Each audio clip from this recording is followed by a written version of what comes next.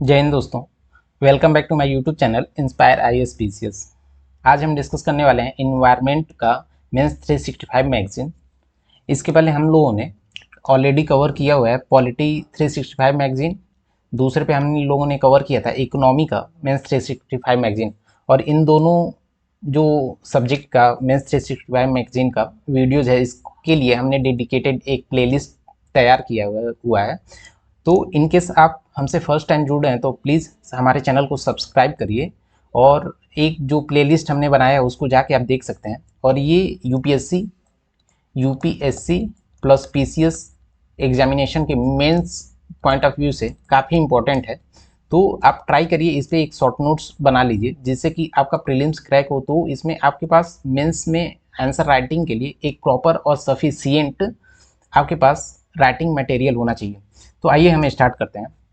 तो जैसा कि आपने रिसेंटली न्यूज़ में देखा था कि UNFCCC का COP21, COP in the sense कि कॉन्फ्रेंस ऑफ पार्टीज को ही बोलते हैं, तो COP21 COP28 जो हुआ था ये दुबई में हुआ था, यूएई के।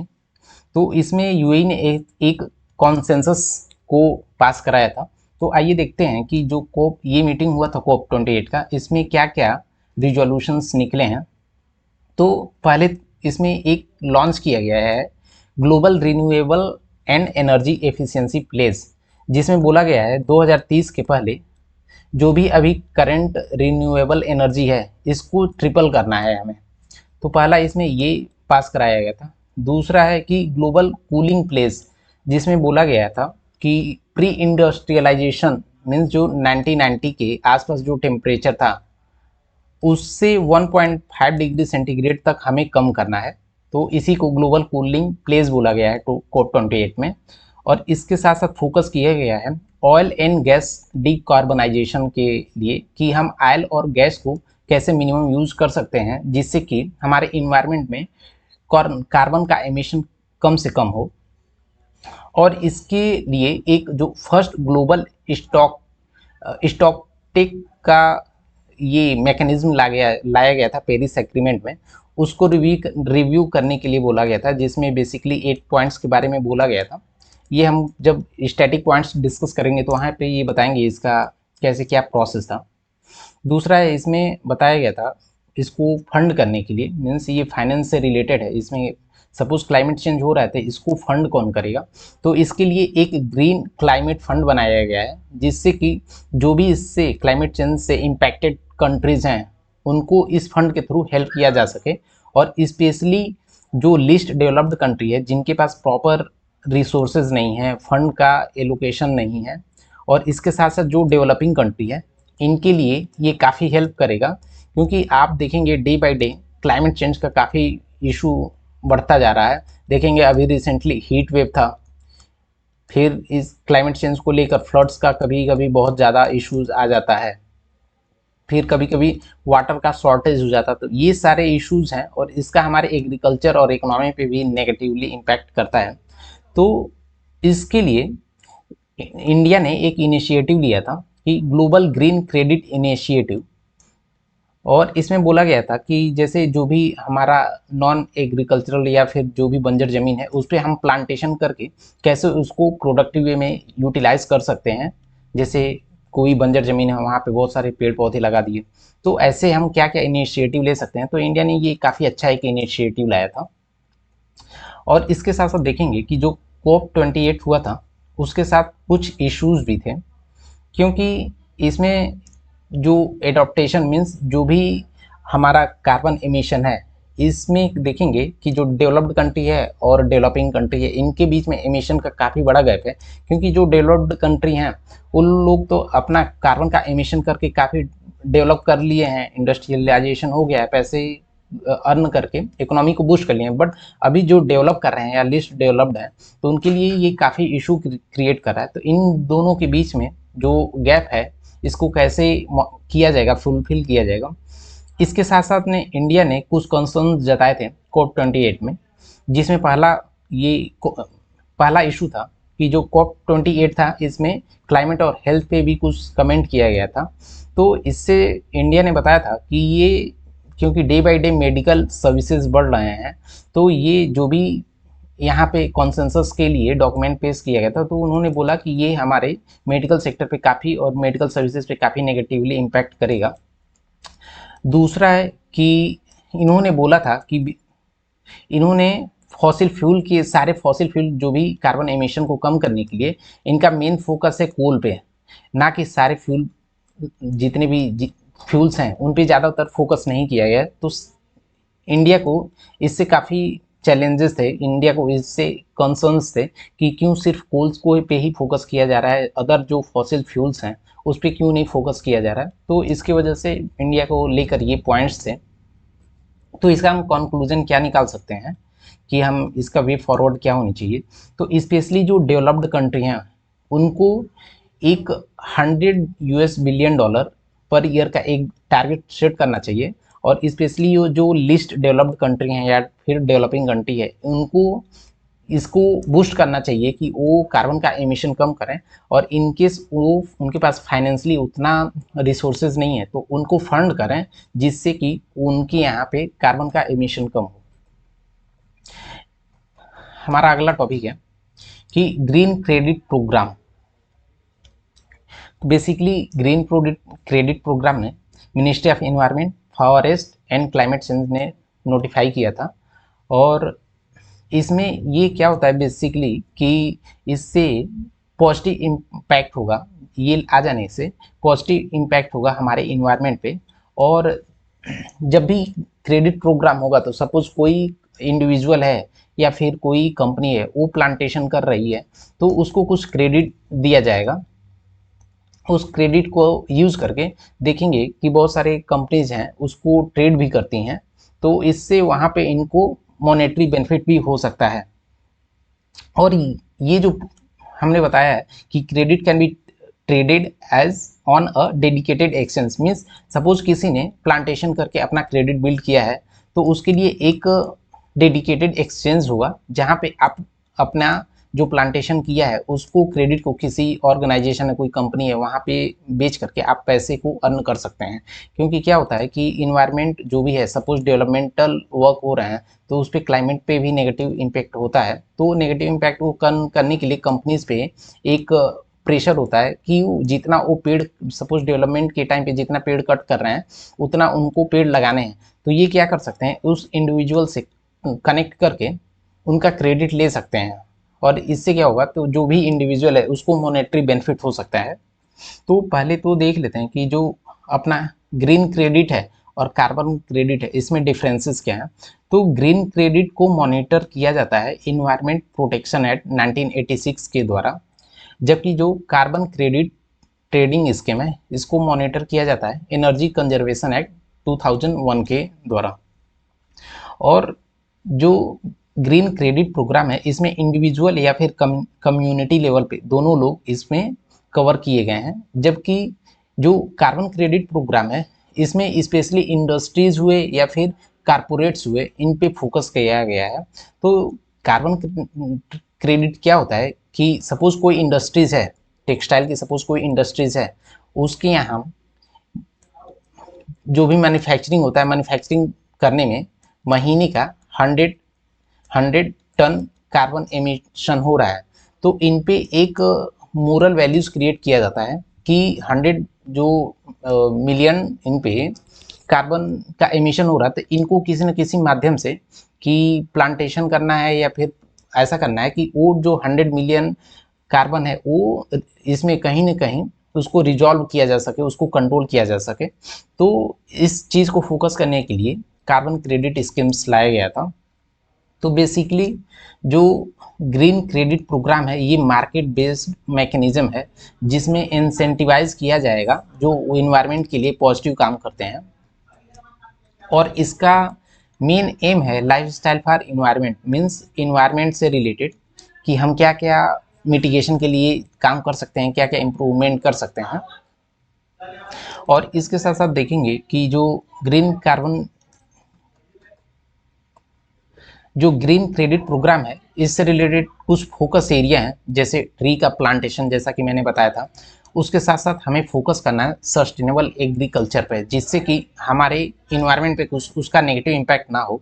और उसके साथ साथ तीसरा पॉइंट है अपना कि हमें इस वे में प्रोसेस करना है इसको जिससे कि हमारा एयर पोल्यूशन कम से कम हो।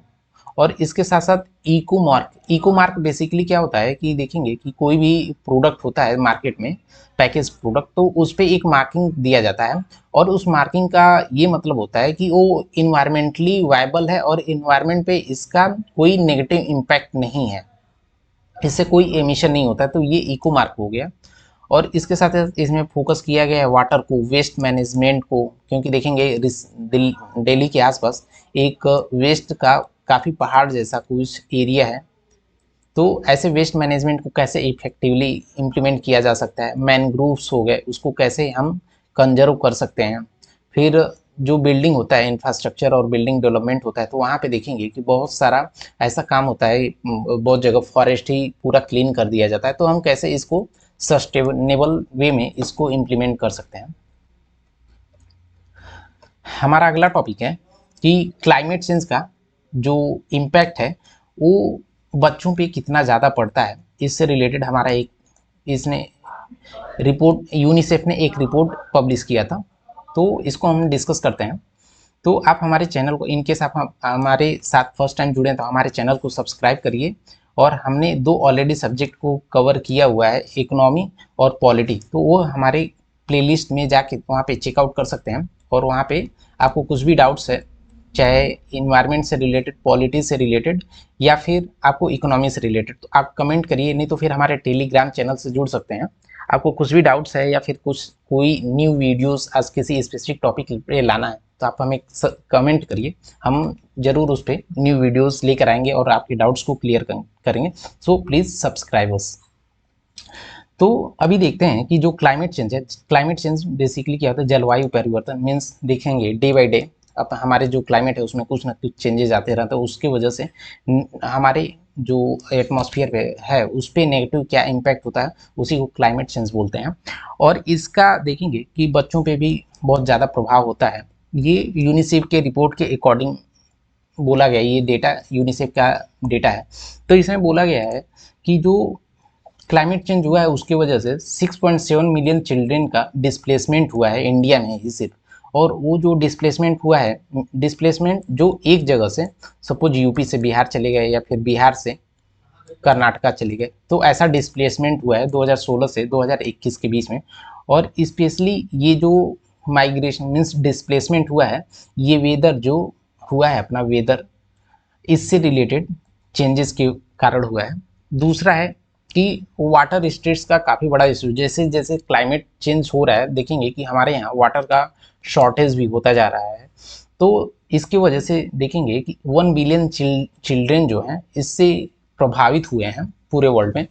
और एक्सट्रीमली केस में क्या होता है कि जो इसमें वाटर का मेनली क्या होता है कि जो पानी की वजह से ही ज़्यादा दिक्कतें होती हैं, क्योंकि पानी में आपको ख़राब पानी है तो इसकी वजह से आपको डिजीज़ भी हो सकते हैं, फिर साफ़ सफाई का भी इशू आ सकता है।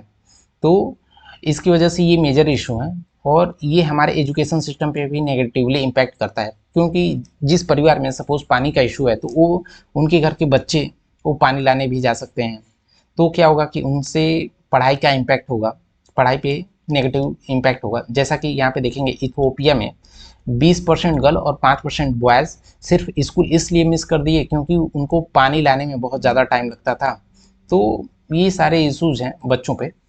तो और क्या क्या कारण हैं जो बच्चों के लिए ज़्यादा प्रभावित करते हैं, तो पहला ये होता है कि बच्चों का हेल्थ होता है वो थोड़ा वीक होता है, मीन्स वो उनका बोन उतने स्ट्रांग नहीं होता है, उनका बॉडी थोड़ा सा वीक होता है, तो वो फिजिकल कैपेबिलिटी जो होती है उतना जो नहीं होती है जो क्लाइमेट चेंज को से लड़ पाएँ।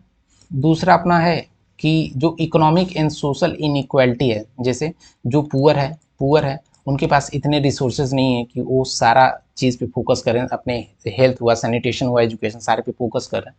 तो ये इनइक्वालिटी की वजह से भी क्लाइमेट चेंज का पुअर लोगों पे ज़्यादा इम्पैक्ट होता है। इसके साथ साथ जो इसेंशियल सर्विसेज होते हैं जैसे वाटर हो गया, हेल्थ हो गया, एजुकेशन, इनको प्रॉपर नहीं मिल पाता है। जैसे वाटर भी प्रॉपर नहीं मिल पाता है, क्लीन वाटर, और हेल्थ का सर्विसेज भी प्रॉपर नहीं मिलता है, एजुकेशन प्रॉपर नहीं मिलता है। तो ये सारे क्लाइमेट चेंज से रिलेटेड इश्यूज थे। और जिसका देखेंगे कि दिमाग पे भी काफ़ी नेगेटिव इम्पैक्ट होता है, जैसे ट्रॉमा जैसे डिजीज़ भी आपको हो सकते हैं, स्पेशली बच्चों को। तो इनको कम करने के लिए हमारे पास क्या क्या कंक्लूजन या पाथ्स हैं उसको देख लेते हैं। तो यूनिसेफ ने उस रिपोर्ट में एक सजेशन भी दिया था कि 3P पे फोकस करना चाहिए। जो 3P है, पहला प्रोटेक्ट, प्रिपेयर और प्रायोरिटाइज करना है। मीन्स प्रोटेक्ट करना है कि हम अचानक से कुछ भी ऐसा है तो हमें मेंटली प्रिपेयर रहना है, ऐसा तो ना हो कि हम अचानक कुछ तैयारी कर रहे हैं कि हमें क्लाइमेट चेंज से कुछ नुकसान हुआ है। और पोर्टेबल के लिए हमेशा तैयार रहना है। और उसके साथ साथ जो क्लाइमेट चेंज से रिलेटेड डेवलपमेंट्स होते हैं उनसे रिलेटेड आपको हमेशा अवेयर रहना है। क्या क्या हम जो टेक्निक्स है उसको यूटिलाइज करके अपनी कैपेबिलिटी को बूस्ट कर सकते हैं। और उसके साथ साथ हमें प्रायोरिटाइज करना है कि हमारा जो यंग पीपल हैं क्लाइमेट में, ह्यूमैनिटेरियन में और जो डेवलपमेंट पॉलिसी होता है, इन सब चीज़ों से रिलेटेड सरकार को या फिर जो भी ऑर्गेनाइजेशन है इन पे पॉलिसी ऐसा बनाना चाहिए जैसे जैसे इनको सारे लोगों को कवर किया जा सके और स्ट्रीमलाइन में लाया जा सके। दूसरा पॉइंट है कि जो क्लाइमेट चेंज है इससे महिलाओं पे क्या क्या प्रभाव पड़ा है ये देख लेते हैं। तो पहला पॉइंट है, क्लाइमेट चेंज से देखेंगे कि सबसे ज़्यादा प्रभावित महिलाएं हुई हैं। बॉयज़ की कंपैरिजन में महिलाओं पे सबसे ज़्यादा प्रभाव पड़ता है, क्योंकि जो एग्रीकल्चरल सेक्टर में देखेंगे अराउंड 43% फीमेल्स हैं। तो वोमेन का 43% पार्टिसिपेशन है एग्रीकल्चर में। तो इनका जो जीवन यापन है काफ़ी प्रभावित होता है क्लाइमेट चेंज से रिलेटेड। और इसके साथ साथ जो महिलाएं होती हैं, सपोज क्लाइमेट चेंज की वजह से कहीं पे हीट वेव आया फिर फ्लड आया, तो उसमें जो वुमेन्स होती हैं इनके मोबिलिटी में, मीन्स एक जगह से दूसरी जगह मूव करने में काफ़ी इशू आता है। स्पेशली जब डिजास्टर्स कुछ इवेंट्स आते हैं या माइग्रेशन से रिलेटेड कुछ भी कोई इश्यूज आते हैं, तो इनको ट्रांसपोर्टेशन या मूव करने में काफ़ी चैलेंजेस फेस करने पड़ते हैं। और इसमें से भी बोला गया है कि जो 80% डिस्प्लेस्ड हुए हैं वो महिलाएं हैं। मीन्स ये यूनाइटेड नेशन का एक फिगर है कि जो क्लाइमेट चेंज है उसकी वजह से जो भी माइग्रेशन हुआ है उसमें से 80% तक ये वुमेन्स हैं। तो ये नेगेटिवली इम्पैक्ट करता है क्लाइमेट चेंज महिलाओं पे। तो अगला पॉइंट है, देख लेते हैं कि महिलाओं का क्लाइमेट चेंज में क्या रोल है, क्या एक्शन उन्होंने लिया है। तो महिलाओं को हमें ट्रेडिशनल नॉलेज देकर उनका हम प्रॉपर यूटिलाइज कर सकते हैं, क्योंकि वो जो महिलाएं होती हैं उनके पास नेचुरल रिसोर्सेज होते हैं, नेचर से रिलेटेड उनके पास स्किल्स और नॉलेज भी रहता है। और दूसरा है कि जो महिलाएं होती हैं वो घर चलाती हैं। घर चलाने के साथ साथ क्या होता है कि वो पहला कुछ भी इंसिडेंट होता है तो फर्स्ट रिस्पॉन्डर होती हैं। मीन्स वो फैमिली को मैनेज करती हैं, तो इसकी वजह से इन पे और ज़्यादा इम्पैक्ट होता है। दूसरा कि हमें इस पे क्या क्या वे फॉरवर्ड्स हो सकता है कि जेंडर स्पेसिफिक जो इश्यूज हैं, जैसे महिलाओं का जो फीमेल्स हैं उनका कुछ और इश्यूज हैं, जो मेल हैं उनका कुछ और इश्यूज है। तो हम जेंडर स्पेसिफिक पॉलिसी या फिर कुछ इम्पैक्ट का एनालिसिस कर सकते हैं और इसको कैसे रिजॉल्व किया जा सकता है, इस पर प्रॉपर कोई स्ट्रेटजी लेकर आना चाहिए। और इसके साथ साथ फाइनेंस को, क्योंकि देखेंगे जब भी क्लाइमेट चेंज होता है तो इससे फाइनेंस का काफ़ी बड़ा इशू आता है। क्योंकि सपोज कोई पर्सन ए है, वो कहीं पे काम कर रहा है, बट क्लाइमेट चेंज में सपोज फ्लड आ गया, तो फ्लड आने की वजह से वो काम छोड़ के उसको कहीं और जाना पड़ता है, तो वो अनएम्प्लॉयड हो जाता है, तो उसका इनकम का रिसोर्सेज बंद हो जाता है, जिससे उसके फैमिली का जीवन यापन में काफ़ी डिफिकल्टीज होते हैं। तो हमें उसको फाइनेंशियल मैकेनिज्म के थ्रू बूस्ट करना पड़ेगा।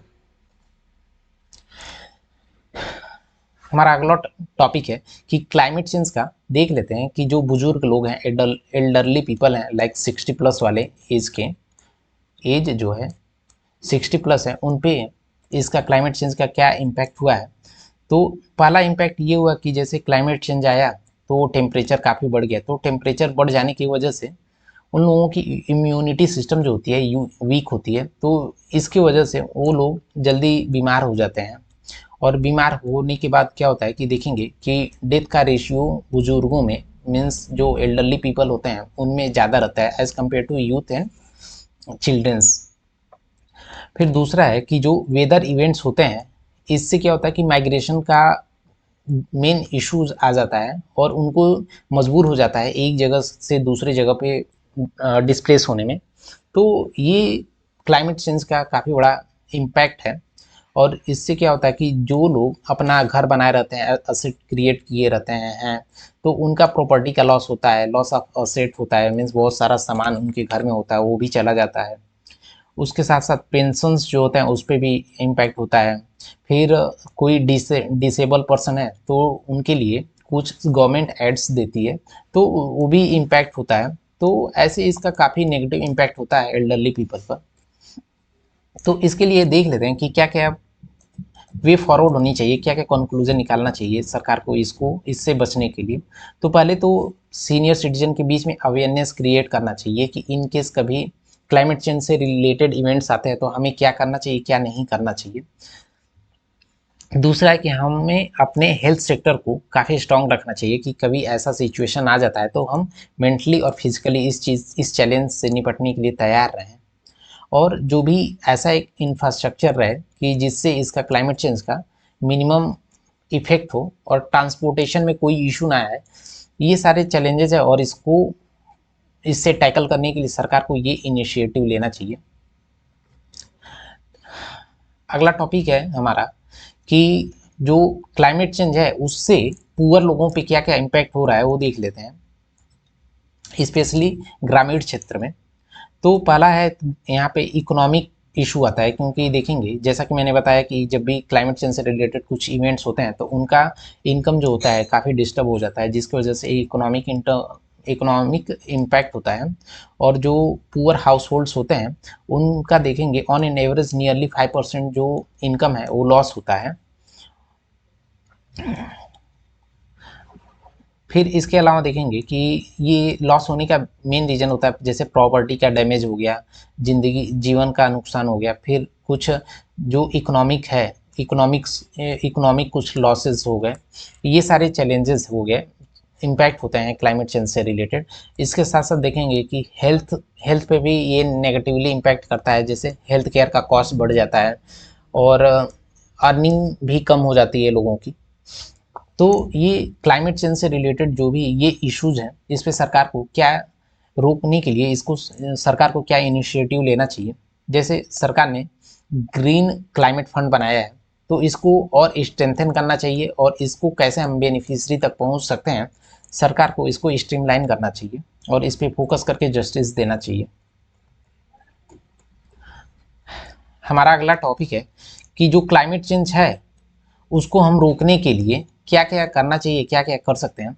तो अभी देखेंगे कि जो ग्लोबल लेवल पे क्लाइमेट चेंज है उससे क्या क्या इश्यूज हैं। अभी देखेंगे कि जो एमिशन है, कार्बन का एमिशन है, वो वर्ल्ड लेवल पे देखेंगे कि 2022 में 417 पार्ट पर मिलियन हो गया था कार्बन का एमिशन, जो कि 1.5 गुना है प्री इंडस्ट्रियलाइजेशन से। जो 1990 के आसपास कार्बन का एमिशन था उसका जस्ट 1.5 हो गया है, 1.5 गुना 1.5 टाइम्स हो गया है। और ये जो डेटा है green house gas bulletin world meteorological organisation के द्वारा निकाला गया था। और जो ग्रीन हाउस गैसेज होती हैं उसमें मेन जो मेजर कंपोनेंट होते हैं कार्बन डाइऑक्साइड होते हैं, मीथेन हो गए, नाइट्रस ऑक्साइड हो गए। तो इनका कंसंट्रेशन देखेंगे हमारे इन्वायरमेंट में और जो रिलीज होता है डिफरेंट कंट्रीज और इंडस्ट्रीज में, इनमें ऑलमोस्ट 250 गुना से लगाए 150 गुना तक बढ़ गया है। जैसे मीथेन का 250 गुना तक बढ़ गया है, नाइट्रस ऑक्साइड का 124% तक बढ़ गया है। और ये सारा data WMO means world meteorological organisation का है। और ग्लोबल वार्मिंग की जगह देखेंगे इसका इम्पैक्ट, मेजर इम्पैक्ट ये हुआ है कि जो हमारा एवरेज टेम्परेचर है, अर्थ का एवरेज टेम्परेचर है प्री इंडस्ट्रियलाइजेशन मीन्स 1990 के आसपास से, वहाँ से कंपेरिजन में 3 डिग्री सेंटीग्रेड तक बढ़ गया है। और जो ग्रीन हाउस गैसेज है स्पेशली 2021 से 2022 के बीच में 1.2% तक बढ़ा है। तो ये काफ़ी चैलेंजेस है, इसको हमें अच्छे से टैकल करना चाहिए। और ये जो 1.2% इंक्रीमेंट हुआ है ये बोला गया था एमिशन गैप रिपोर्ट में और इंडिया का क्या स्टेटस है क्लाइमेट चेंज को लेकर, क्योंकि देखेंगे कि इंडिया सिर्फ 5% दुनिया में जितने भी कार्बन का ग्लोबल वार्मिंग होती है उसका सिर्फ 5% एमिशन करता है, उसका सिर्फ 5% रिस्पॉन्सिबल है उसको कंट्रीब्यूट करने में ग्लोबल वार्मिंग को। और कार्बन का जो एमिशन, कार्बन डाइऑक्साइड का एमिशन होता है, इंडिया थर्ड हाईएस्ट है ग्लोबली आफ्टर चाइना यूएस के बाद। तीसरा पॉइंट है, देखेंगे जो पर कैपिटा कार्बन डाइऑक्साइड का प्रोडक्शन होता है इंडिया में वो काफ़ी कम है as compare to developed country, क्योंकि हमारे इंडिया में 2 टन पर पर्सन पर ईयर मीन्स एक पर्सन एक साल में 2 टन कार्बन डाइऑक्साइड प्रोड्यूस करता है। ये 2021 का डेटा के अकॉर्डिंग था। और इसको चैलेंजेस क्या हैं क्लाइमेट चेंज से टैकल करने में, क्या क्या इशू आ रहे हैं, तो मेजर इशू देखेंगे आप फाइनेंस का है, क्योंकि फाइनेंशियली हम लोग इतने स्टेबल नहीं है कि हम इन्वायरमेंट और क्लाइमेट जो से रिलेटेड चैलेंजेस हैं उस पर इतना फोकस कर पाएँ, क्योंकि हमारे पास और भी नीड्स हैं, जैसे वेलफेयर स्कीम्स हो गए, पेंशन हो गए, सरकार का इंटरेस्ट पेमेंट हो गया, अदर इंफ्रास्ट्रक्चर से रिलेटेड डेवलपमेंट्स हो गए, हेल्थ सेक्टर हो गया, एजुकेशन हो गया, तो इन्वायरमेंट पे उतना फोकस नहीं हो पाता है। और इसके साथ साथ देखेंगे कि जो कार्बन का एमिशन है डे बाई डे बढ़ता जा रहा है, क्योंकि कुछ ईयर्स में जो कोल का प्रोडक्शन है ये भी बढ़ गया है एनर्जी, क्योंकि क्या होता है पॉपुलेशन बढ़ रहा है, पॉपुलेशन बढ़ने की वजह से एनर्जी का डिमांड भी बढ़ गया है। एनर्जी का डिमांड बढ़ेगा तो एनर्जी को कम इसको जो डिमांड है उसको सप्लाई को मेंटेन करने के लिए हमें एनर्जी प्रोड्यूस करनी पड़ेगी।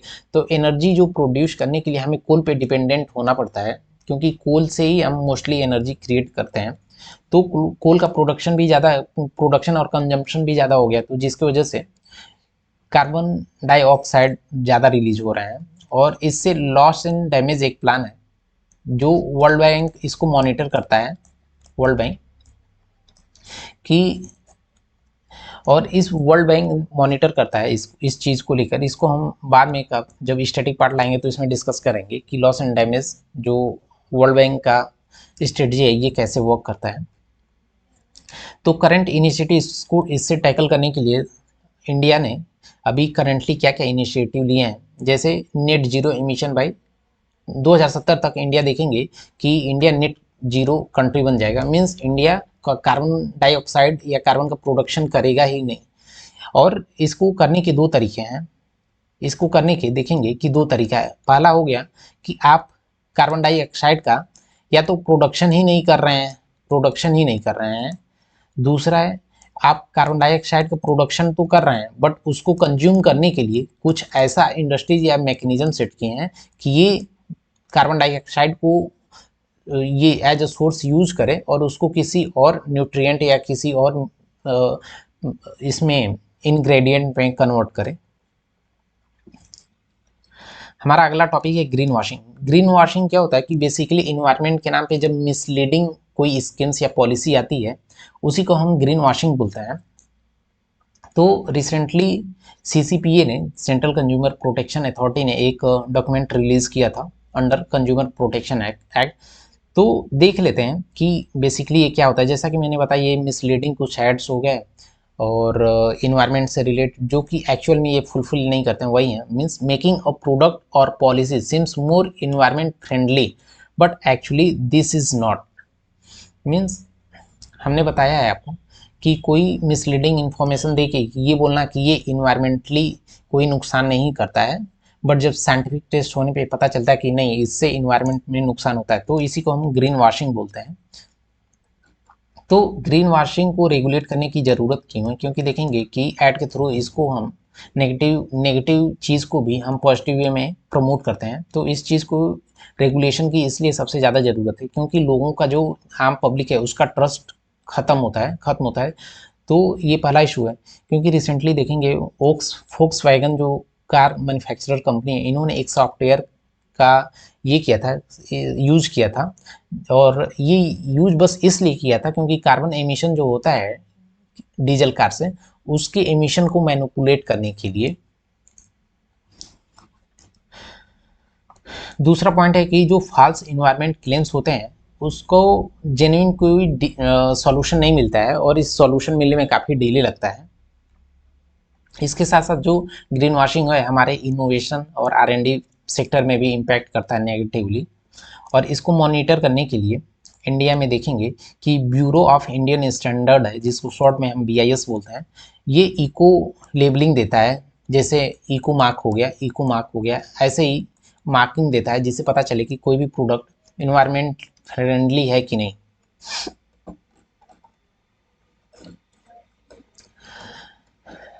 हमारा अगला टॉपिक है कि डीकार्बोनाइजेशन इन इंडिया।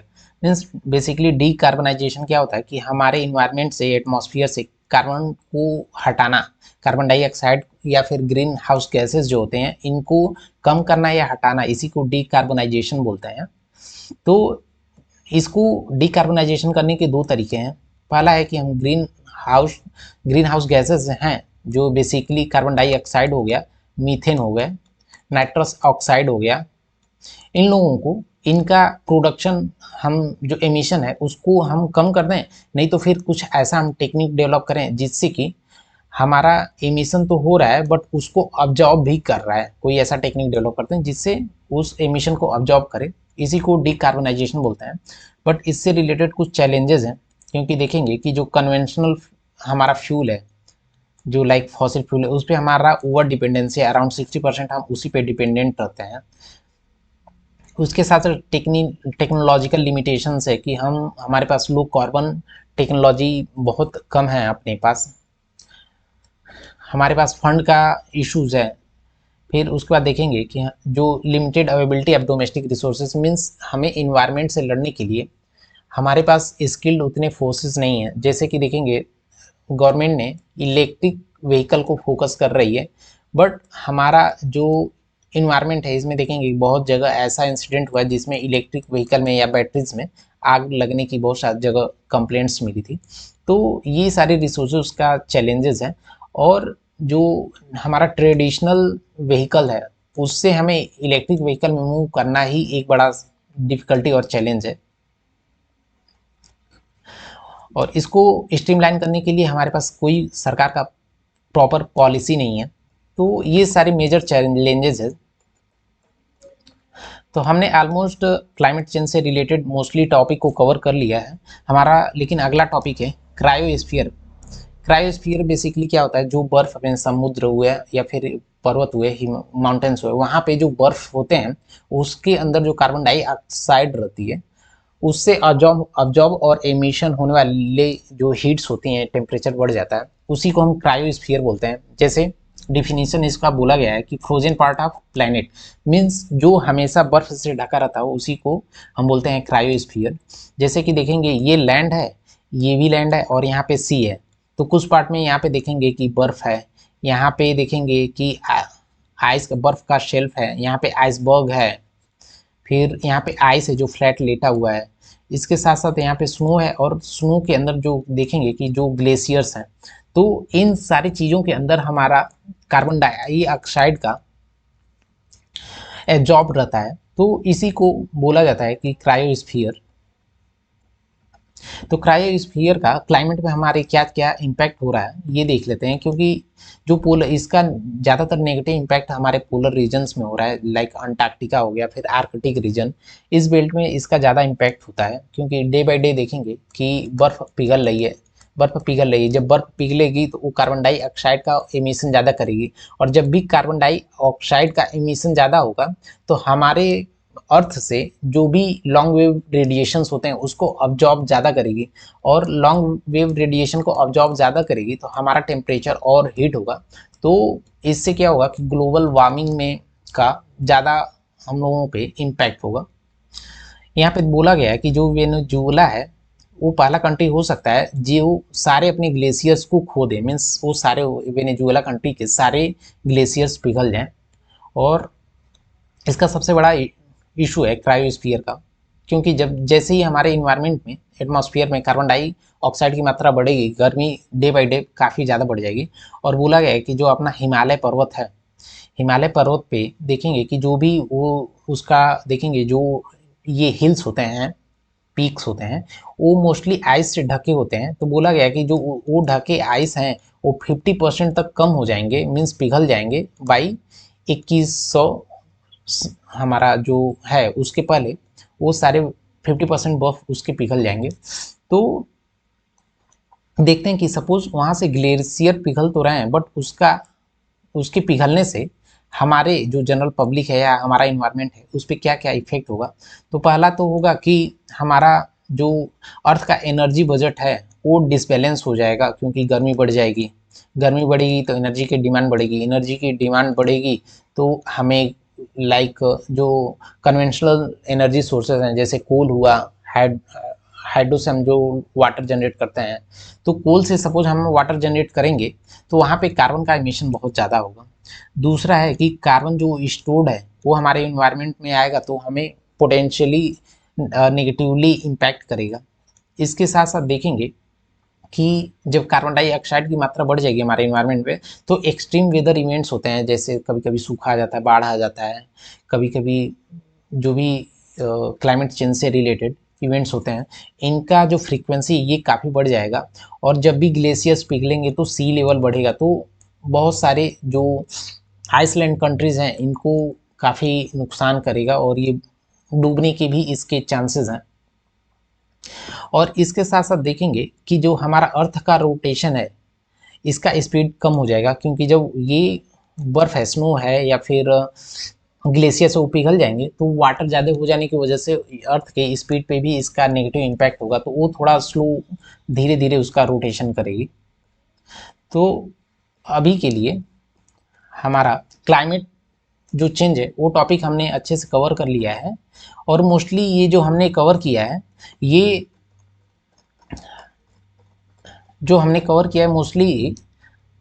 मोस्टली ये करंट अफेयर से रिलेटेड टॉपिक्स को हमने कवर किया था। तो आप इसके लिए करंट को अपने स्टैटिक से लिंक करके शॉर्ट नोट्स रेडी रखिए, ये काफ़ी हेल्प करेगा आपको। और हमारा कल हम इसके आगे कवर करेंगे जिसमें एयर पोल्यूशन से रिलेटेड हम स्टार्ट करेंगे। और आपको कुछ भी डाउट्स है तो आप हमारे कमेंट बॉक्स में जुड़िए या फिर हमारे टेलीग्राम चैनल पे जुड़िए, वहाँ पे कमेंट करिए या मैसेज करिए, हम आपको रिप्लाई करेंगे। और इनकेस आपको कुछ कुछ स्पेसिफिक वीडियो चाहिए किसी एग्जाम पॉइंट ऑफ व्यू से इम्पोर्टेंट टॉपिक पे तो आप हमें सजेस्ट करिए, उस पर हम वीडियोस लेकर आएंगे। तो please like comment subscribe my channel. और जो भी तैयारी करने वाले बच्चे हैं, स्टूडेंट्स हैं, पेरेंट्स हैं, उनके साथ ये वीडियोस शेयर करिए जिससे कि रिलेवेंट इन्फॉर्मेशन उनके पास पहुँचे। और thank you for the watching.